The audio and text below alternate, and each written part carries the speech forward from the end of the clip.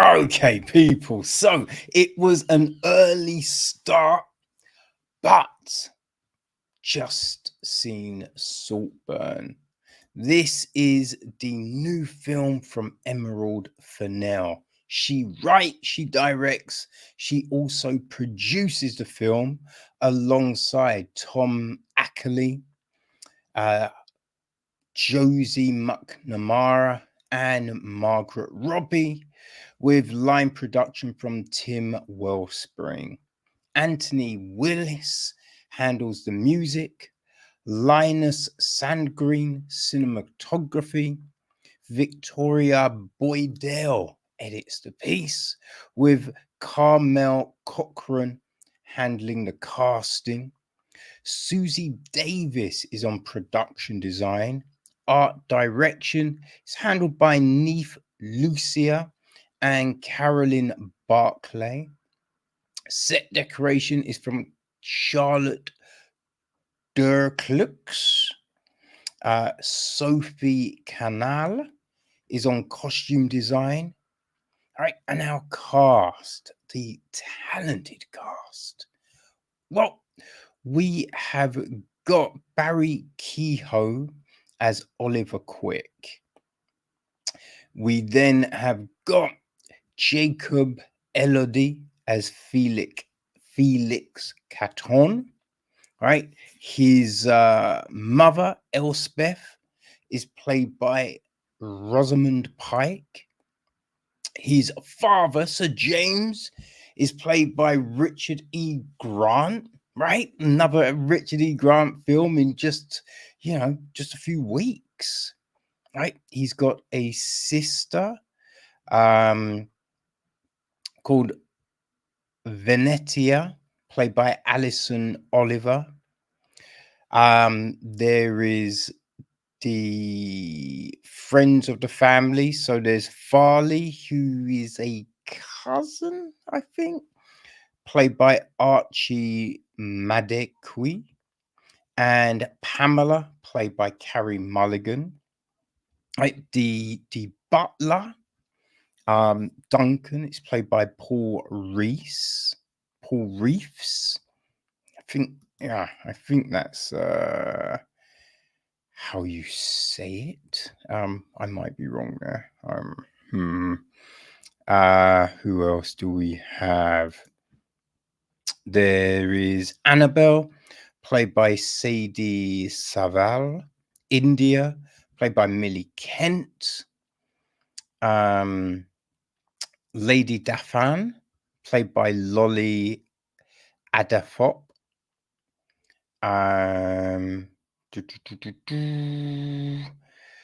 There is Joshua, played by Julian Lloyd Patton. Jen, played by Maud Droon. We got Sam, played by Saga Sipu Sal. Right, there is Alicia, played by Ali Aberdeen. Reg Starter, played by Gabriel Bissett Smith. Camilla, played by Michelle Thomas. Vicar Wainwright, played by Andy Brady. Liam, played by Joshua Samuels. Jake, played by Will Gibson. We have got the maid, played by Olivia Hanrahan Barnes. And that's probably that's our main group of people. Right, so the gist of the story is this: struggling to find his place at Oxford University, student Oliver Quick finds himself drawn into the world of the charming and the aristocratic Felix Catton, who invites him to Saltburn, his aunt's eccentric family's sprawling estate, for a summer never to be forgotten. Yes, never to be forgotten indeed. well. I think ever since Promising Young Woman, right? Emerald has definitely been in demand, and everyone has been waiting to see what she would do next, right? What would she do next? So this is very, this is very interesting. All right, we have got a incredible cast, Yeah, and the soundtrack is like 90s Brit pop with some Ibiza classics thrown in. So there's a lot of tracks you're like, oh shit, I remember that. Oh my gosh, that. Which it's interesting. It works. It works, right? Now we start off and we have kind of a montage of kind of scenes, just of Felix, really. And we have Barry Keoghan, right? As Oliver narrating. And he's kind of talking about love, right? And you're like, okay, where is this going? And there's other parts of the film where we kind of cut to him and it's like he's talking to people or someone, or he might just be talking to us, the viewers. Now, those two things, it becomes clear what they are as the film goes on. But, we then have now Oliver starting at Oxford, and he is definitely the odd one out. Like everyone else is very with it, right? Very with it. He's on a scholarship, as someone puts it. He buys his clothes in Oxfam, and everyone else is in designer gear. And at first, the only person he, is to say bond with isn't really the word. Like, because I don't know if you would say he bonded with him, but there is a chap called Matt. Actually, I think Richard Cotterell plays Matt. And I mean, it is very amusing. It's very amusing because Matt, like, he's a math whiz, and they are both awkward in their own ways. But it's just one of those things where you don't want to be with the awkward person. You want to be with the in crowd, right? That's what you want to be with. And so, we have some amusing scenes with them. But Oliver manages to get in with the B where it's at group. So we just see him trying to assimilate, trying to make people like him. And so we see that. And what's interesting is because we have Farley, right, who's also part of the group, who Oliver, they get off to a bad foot. So they are at opposite sides of things, but they're in very much a similar position. Though Farley, he has got the clothes and the links and all of that, but that all comes in a different way.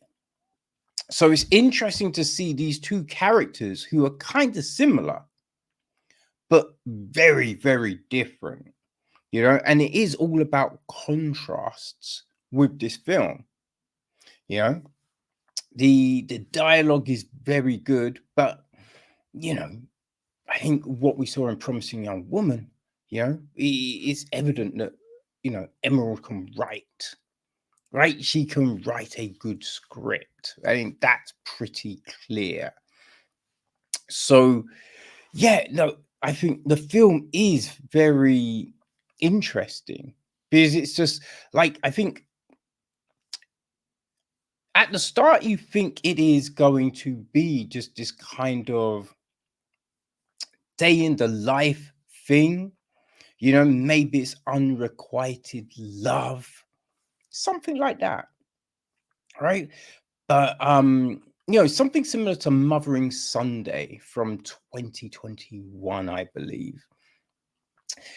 But as it goes on, we then start to see these things unravel and take place, which you're wondering, okay, what's happening? How is this gonna play out? What's the long game here? Because we just see, yeah, several things, right? There's manipulation, right? There's duplicity. It's all, Now, with Promising Young Woman, I thought the way it ended was perfect. It was perfect. Unfortunately, I don't know if I can say the same thing about Saltburn. It's very intriguing, but just that last act, it did feel a little contrived. It just felt a little contrived, a little bit too. I mean, clean cut isn't the word, but when it all unravels and you go, okay, can we really believe this thing? I don't know. I don't know if we can go, yes, it could all work out like exactly like that. You know what I mean? Because there's just all these other things that there's so many variables. So it just felt a little bit too neat. A little bit too neat. And then the very, very end, I don't know what that was. Right? I don't it felt a little bizarre and out of place. You're just like, why though? Which is funny because there was a scene in Mothering Sunday. Remember when she walks around the house, right? If you remember that scene, that is very similar to what we see at the very end of Saltburn. And I just remember watching that in Mothering Sunday, just thinking, why would you do that though? You know, it didn't necessarily make any sense in context to what we've seen and what the girl had been doing. And again, with this, you're just like, I can understand being happy. I don't know if you're going to be doing what we saw, though. You know, it was all a bit, yeah, odd. And we do see, like, there's a very odd scene in the graveyard. I mean, yeah, that was, you know, I mean, when you see it, you'll be like, huh? But I think the strength of this film is like, well, I mean, there's a few. The camera work is very good. Very good camera work, use of light and all of that kind of thing. The acting, well, we have a phenomenal cast. And so we have a really good job there. I mean, as I said, in that last act, things get like the story gets a little crazy. And I think there's certain performance, well, more just one certain performance that becomes a little bit like comical, but everything else was very good. Like you buy the emotion, you buy the anger, the fear, the manipulate, just all of those things. So I think it was done very well in that regard. I think, yeah. So for me, it was just that final act that just kind of let it all down, really. And then we just kind of, it's, the motivation, because as it unravels and we then get shown like the instigations and certain bits and bobs, I think the big thing, because it's all well and good to do certain things, but you don't know the outcomes. So it's kind of like, oh, this was done so this would happen, but it's just like, but no, you couldn't count on that, right? And then it's just a question of why, right? Why? Yes, I can't really say anything on that, because it'll give too much away. But yeah, it's just a matter of why and all of that. So yeah, I think that's the my thing with that. Yeah, there's only one other thing that I was just like a little huh, and it's the credits, right? So as the film opens, and we got Oliver walking into Cambridge and Oxford and all of that, we have this red text, the credits. They are terrible, really just horrible. Like it's just a style of writing makes it very difficult, but just the red in itself, just because the credits are on what's going on, so it just it's very unclear, it's a weird choice. I don't know why they would have chosen that. It's baffling, I tell you, people. But I will tell you this. So if you did not get an opportunity to watch Saltburn, the opening gala film of the 67th BFI London Film Festival at the Royal Festival Hall, which definitely a fitting venue, right? It will be playing there tomorrow, the 5th of October at 2:45, again, the Royal Festival Hall. And then Sunday, the 8th of October at the Prince Charles Cinema at 12:20 in the downstairs screen. So, yes, you have that. Now, I believe that it will be opening, so if you do not get a chance to watch this at the festival, okay, it supposedly, as of right now, it will be opening on the 17th of November nationwide in the UK, right? On that same day, it's getting a limited release in the States, and then it will expand to the whole shebang on the 22nd of November. So yes, there you go, people. Saltburn, yeah, I mean, if you liked Promising Young Woman, Fennell, she, the writing, the style, all of that, boom, it's there. I wouldn't say it's as consistent as Promising Young Woman. Like, if you liked things like Gosford Park, Mothering Sunday, right? I think you will like Saltburn,